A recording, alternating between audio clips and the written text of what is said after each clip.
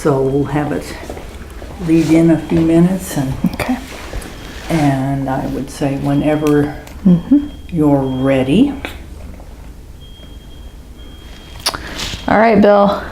Let me lead in with just a little bit of an introduction, okay? She's going to give an introduction, and then she's going to ask you. She'll ask you a question, okay? Well, I start out with my name. Okay. Well, let her start first. Okay. Let me start out. So, my name is Amanda Murphy, and I am a life enrichment coordinator at Westminster Village in Bloomington, Illinois.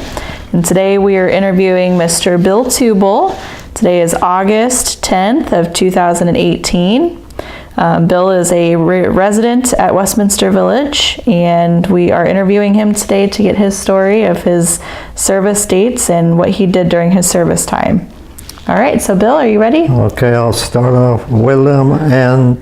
Tuebel Jr., Army ID, US 5558-6250, highest rank, Specialist 4th Class, drafted on September 30, 1956, finished active duty October 1, 1958, reserve 1958 through 1962, and Cold War 1962 through 1991. I was inducted in Chicago, sent to Fort Leonard Wood, Missouri for basic training, and that lasts about three weeks. And Fort Leonard Wood is a very old camp. The barracks were built in World War #1. Wow. However, I learned what it is like to be in the U.S. Army. We spent 8 weeks, I'm sorry. We were sent to Fort Carson, Colorado, and spent 8 weeks basic training. And it was fun to do all the Army ways and to do it that I have never done. One is shooting a rifle. I had never shot a rifle, and we spent a week on the rifle range, and I haven't shot a rifle since. And one of the last things we did at basic training was called bivouac, where you go out and play soldier for a week in the Rocky Mountains, and this was right down my alley because I was a runner. And we walked 25 miles with all our belongings on a pack and walked back, and I really enjoyed that. And the biggest break I ever had in my life was my assignment to 5th Army Headquarters in Chicago. And being a data processing person, the Army was making data processing through all the plants, and I was so lucky because I was familiar with data processing, was a supervisor in fact, and that I really enjoyed the 20 months in Chicago, and the people were so good, because later after that they weren't so good to the soldiers. And I was discharged at Fort Sheridan, Illinois, and my Army time was some of the best time of my life. I have gotten so many benefits because of the service. I got my education on a GI Bill. I bought 2 houses with the GI Bill, and that's basically my Army duty. All right, that's great. Can I ask you then a couple of questions? Sure. Okay. So before you went into the service, who were your parents and what were their occupations? My dad worked for Caterpillar, and I worked for Caterpillar too. Did your father serve in any service No. branches? No. Did you have siblings or any other family members that served? No, No. Do you have any grandchildren or nephews or nieces that are in the service now? no. Wow. Okay. So what were you doing before you entered into the service?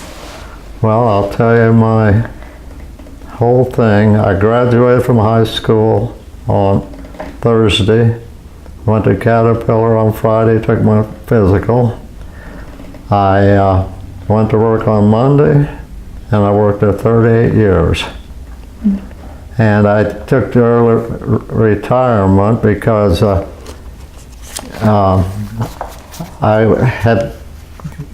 helped set the the new plant in Davenport, Iowa, and what happened? Caterpillar had too many plants, and they had to get rid of some. And we were the newest, all computerized, all modern, small plant, had 65,000 people in Peoria, and we had 1,100 in Davenport, and I really had things my way, being as I was a supervisor. And then the bad news came. They had to get rid of some plants, and Davenport, being as they were so new, and Iowa is a right-to-work state, and I could have gone back to, I had 38 years in by then, and I could have gone back to Peoria, but I didn't want to go back to that rat race. So I took early retirement. And one of the many things you do in a small plant, I was in charge of the telephone, along with telephones, along with many other things. And I was out of the Army, from the Caterpillar plant for about a month, and I lived in Eldridge, Iowa, which was a real nice little town, 1,100 people, and had the best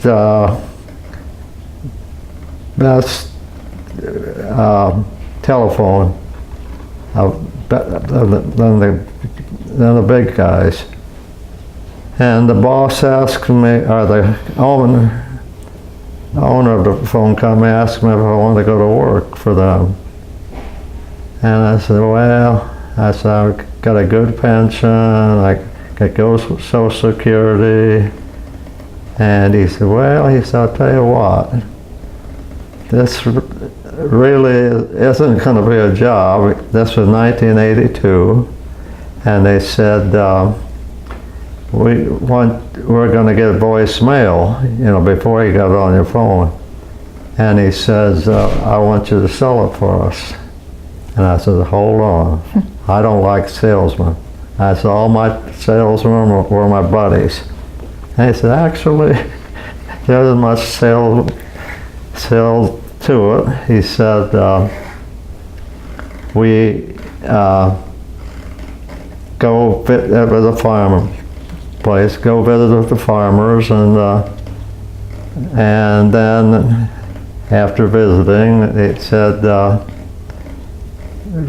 tell them about our voicemail, and they asked me how much it was, and I says $7 a month, and I did it for 10 years and never was turned down. But then after that, I was only 55 when I first retired, and I was too young and too active. So after 10 years, I was ready to retire. and have the time of my life. This really don't have anything to do with the Army, but going all over a nation running. And there was 4 of us, 2 married and 2 not married, and I was in that category. We went all over the nation running. And I ran till my knee gave out, and had to have surgery, and I'm no longer able to run, but I walk every day. And I've had probably the best life in the world. Yeah. I've been so lucky. Let's go back to boot camp, okay? What's that? Let's go back to boot camp Okay. and talk a little bit about that, because you've told me some interesting stories. Do you recall your instructors, and if so, what were they like? You know, they thought they were really tough on that, but I just rolled with the punches. In fact, I got to be good friends with them. And the best thing of all was a bivouac, where you go out in the woods and in a tents, and that was a lot of fun. And walked out 25 miles in the Rockies, where it's hard to breathe in the Rockies, in the mountains, but I didn't have any problem. And then after that, then it was time for our assignments. And we got a sheet of paper, and they said, 5th Army Headquarters. Well, that was in we didn't have any army. We lived in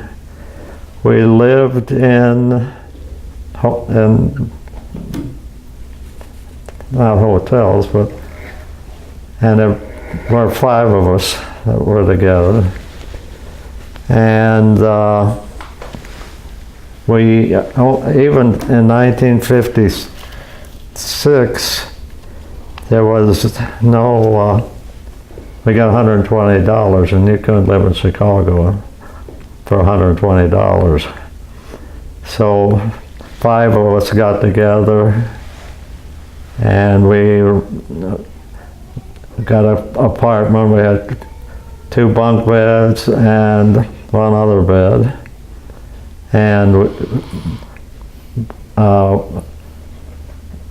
in the service, if you go further away than 150 miles, you have to check out. Well, I lived 125 miles, so every weekend I could go. But after that, I had so much fun in Chicago, I didn't go home that often, but I loved it. When you were in boot camp, did you receive any kind of specialized training? Not really. Basic training. That's just basic. How was the food during basic training? The first one in Fort Leonard was terrible. Terrible. It was so old that they had coal-fed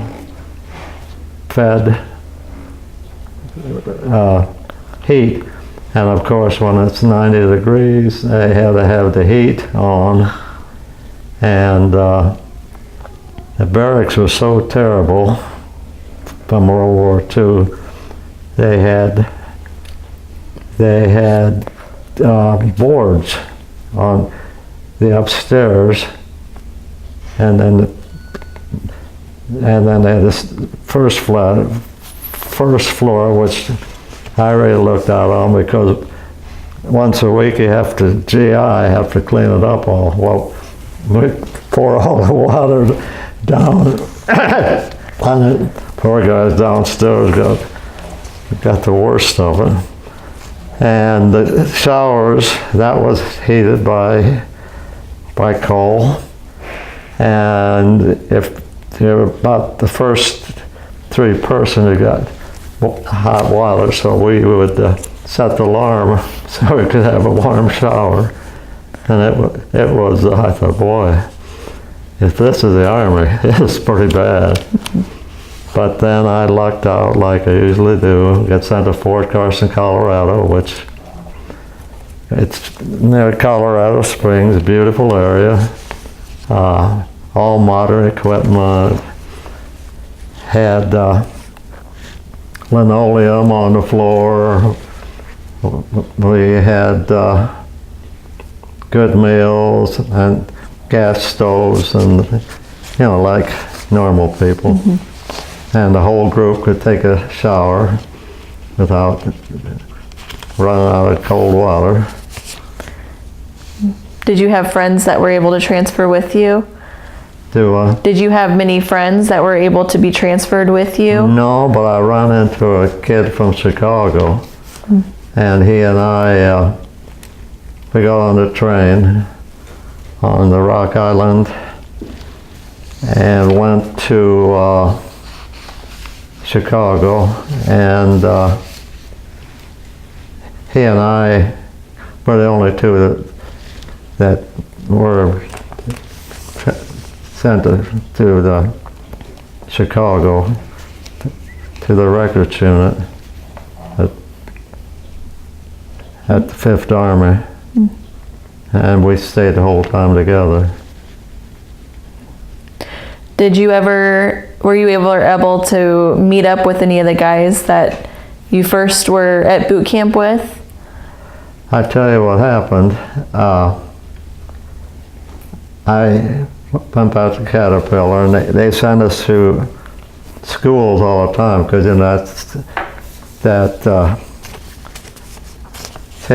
that's always changing, and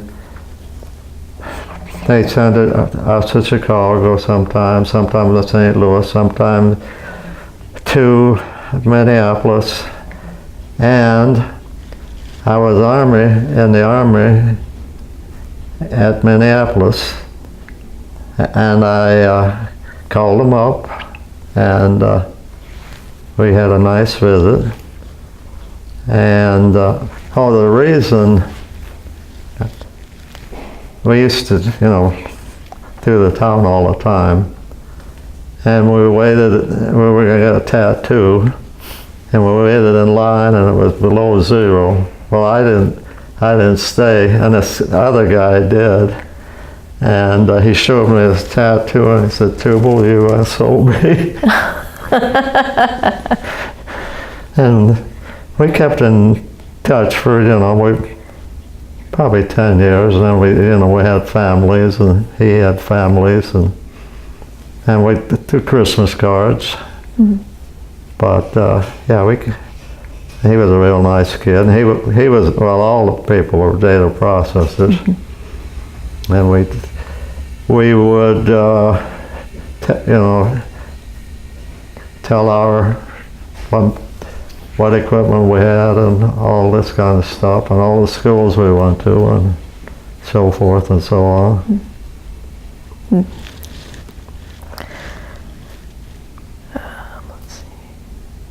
So what else did you do for data processing? So what kinds of data would you process? All the records, everything was done by hand, and we had to change it all over data processing. And we learned a lot there too. Even actually, we knew more than the people that did it, which was a blessing, really, because we knew what was going on, and we were up to date. Caterpillar was up to date any place in the nation, Did your parents send you cards and things while you were in the service? Or were you able to call them or Well, see, I could go home every weekend if I did. My dad had died in the meantime, and my mom lived in Deer Creek. She would write, but that was before computers and that. Did you have siblings that still lived at home? Or did you have any siblings? No, I was single the whole time. Oh, okay. So how did your parents feel about you being in the service? See, like I say, my dad died, and all the, my mom's friends, all their kids were in the service, so we knew pretty much what was going on. None of them were as lucky as I was, but a lot of them went to Korea and back to Fort Leonard Wood, which had a sign, the only place in the Army worse than Korea is Fort Leonard Wood. Wow. So how did your military experiences affect your life overall? Well, I tell you, I grew up, learned a lot of things, some good, some bad. But being in Chicago, we had a ball and never had to do the KP and guard duty and all that kind of stuff. So actually, the way I looked at it, I was a low-paid clerk that had to wear a uniform. But other than that, it was just like civilian life. And after you got off for duty, you didn't have to wear them. We had to go out once a year or at one time to rifle practice. And in the meantime, when we came in, we had, we had brown shoes, and then we had out to the rifle range, and they were the high shoes, had to polish our shoes black the night before. And that was another really ball in Fort Sheridan, because instead of shooting at the targets we shot, they had ground squirrels. And you had a guy that's supposed to show you what to do, and then you showed that guy, and that was the only army that we had once we got to Chicago. And that was one time a year. Yeah, we had to dig real deep to find our uniforms. Well, we had the regular, but the GI uniforms, because they were on the bottom of the duffel bag, and we only wore them a half a day. What kind of rifle did you shoot? What was it? M1. Oh, okay. And that was from World War II. I remember you saying that you had never shot a gun before. No, never before, never after. What was your reaction to shooting a gun for the very first time? They have about almost a month to teach you. And so, you had to clean them out and take them apart, and you had to be able to put them back together blindfolded. You had to do it blindfolded? Oh yeah. Oh, I didn't know that. You did it, so that's all you did for a month practically, 6 weeks. Had that rifle all the time.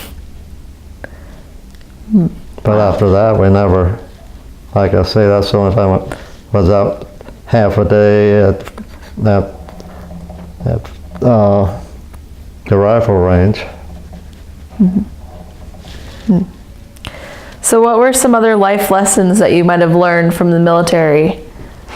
Well, of course, we had apartments where to do that. We didn't have cars because didn't have enough money. We knew all the elevated things. You could go for $1 and have the transfer. You could go for about 120 miles by transfers. So we learned that. And then when the L ran out, you could get on the Northwestern and go to Milwaukee for $1. And learned a lot about Milwaukee. Hank Aaron, they were the Milwaukee Braves, and Hank Aaron was there, and we used to go there a lot. Any other kind of life lessons, or what stuck out to you the most from your time in the service? Well, actually, all the beer drinking, and probably what stuck out the most was I knew everything in Chicago. I know a lot more, because we'd go to museums, we'd go to every place for a $1. And also we could go to Northwestern on the route going to Milwaukee. And, they got lots of things to do in Chicago. And learn to be on your own. You weren't with mom and dad anymore. And you probably didn't even do our own laundry, because they did the laundry for us. Mm-hmm. So I didn't have to do that. And 8-hour days. And we got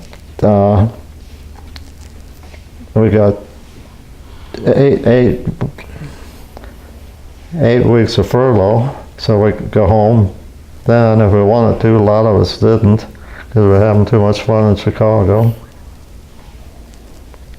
No, it was a good experience, and I was very lucky, more than lucky. And I took advantage of every break I got.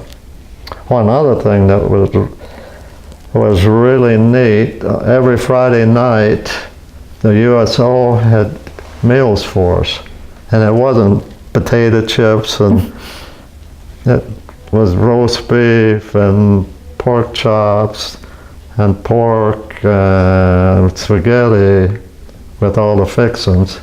Also, you could go to all 4 of the big movie theaters free. Of course, the part I loved the best, you could go to Cub games free. You could go to the White Sox games free. And they had the Chicago Cardinals, so that you go there free. But the Bears played back in those days at Wrigley Field. And they didn't have room for us, but you probably still see them, but it wasn't all modern. They had rooftops, and the guys, the people owned the buildings, and now, collaborations on them. And the guy had, we always went the same guy because it had a good spot. Had a regular step ladder, which I'm sure wasn't legal, and it cost $1, and you get beer for $1, and you get hot dogs for $1. So that stood out real good. Good deal. So what message would you like to leave for anybody in the future who might hear this interview or watch this interview? You know what, I've always been a sore spot with me. The biggest mistake they ever made in their life is doing away with the draft. And they don't really get the cream of the crop. It's usually Mexicans and blacks. And the best thing with these young guys, I was a little bit older, I was 22. A lot of these kids hadn't been out of their hometown. I think the only place I was out was going to the Cardinal games a few times, and that's next door to Illinois. And they should have it.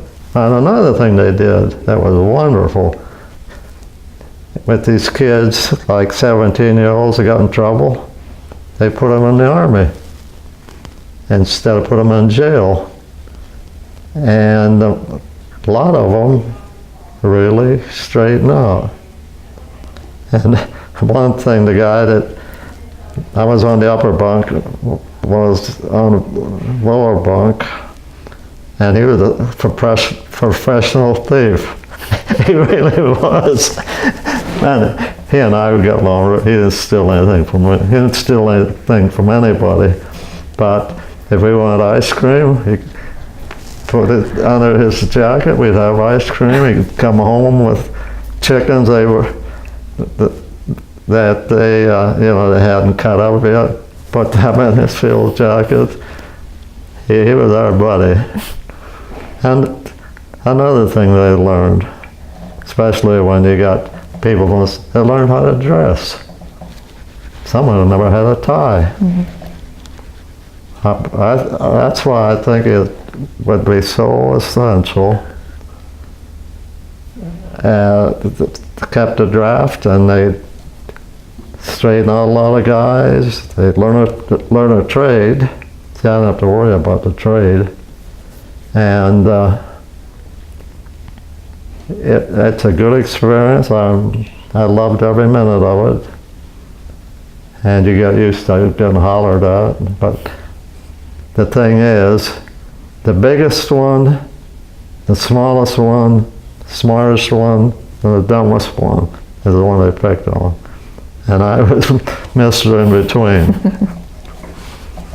But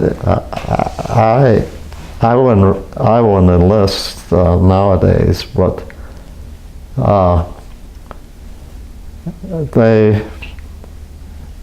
this was just for 2 years, and then if you wanted to go in the Navy or the Marines, you had to go 4 years.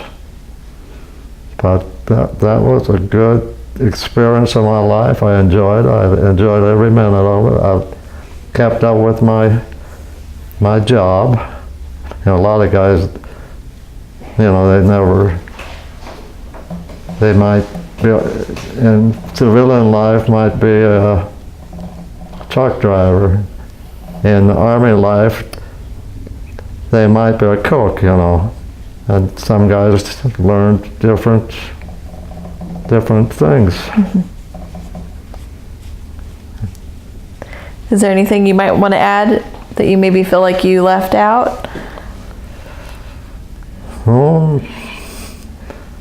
Other than the fact I told you about it, we'd go over to PX every night and get a pitcher of beer for $1. And then 5 of us would go, and we were sauced. Back in those days, you could walk to Chicago because none of us had cars. Or you could walk by yourself. And we'd walk over there. It was a mile maybe. Or if you wanted to go further, you could get on the L. If you want to go further, you get on the Northwestern. And like I say, I was so lucky. And I actually didn't learn a whole lot because the stuff we did was so much. We got the first ever